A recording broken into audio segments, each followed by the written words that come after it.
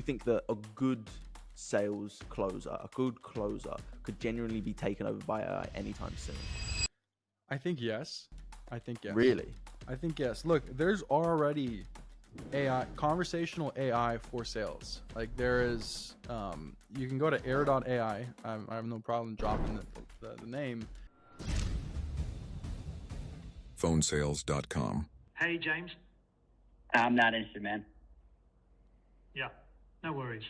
I hate calls out of the blue too. But I'm actually from Apple, and I saw you were checking out Vision Pro and were about to pre-order but left the page. Dude, I was got time for curious this what right had now. you looking into potential. Okay, I can respect that. Can I just ask one question before you go?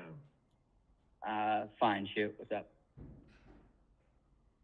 Why did you decide not to pre-order the Vision Pros?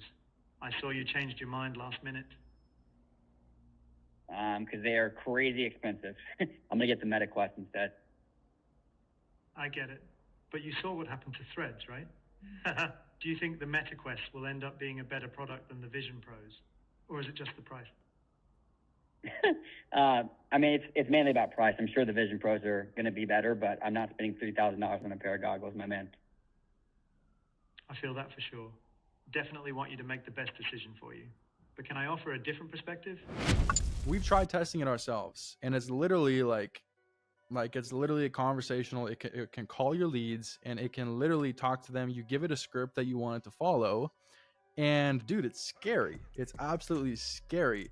The problem with it is that it still needs fine tuning. So we tested it extensively, and once again, it's scary. We were using it for appointment setting, so it actually set a few appointments, and it actually qualified and disqualified leads.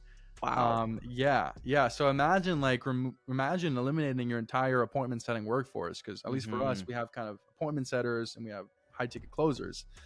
And so, originally that was the idea. It was like, hey, can we help our appointment setters get more done by using this AI, this conversational AI?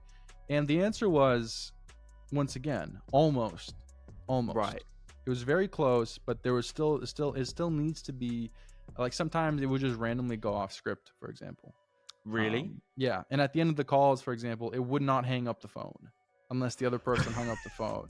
So it's just sitting there, just like, yeah, it's just sitting there, and then it just, so there was issues like that. But once again, very close to replace appointment setters, to actually replace like high ticket closers, or to really replace like a long sales cycle. Because that's the other thing with some companies and offers, you have a longer sales cycle. It's not just like a one call type thing. And I think that's where, once again, it's going to take a few years.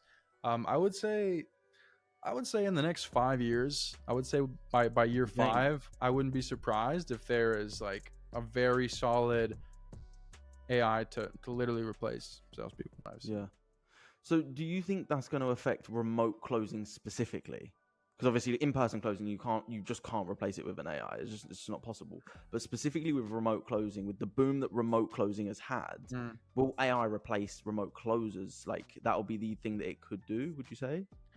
I would say, yeah, it could do. But once again, I think we're at least 5 years out, probably up to 7, 8, 9, 10.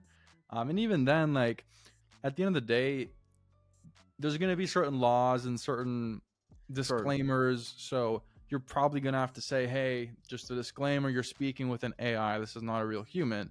And that alone, to me, I think is going to turn a lot of people off, and they would rather speak to a real human. So I still think there's going to be a lot of different ways for real humans to compete with AI.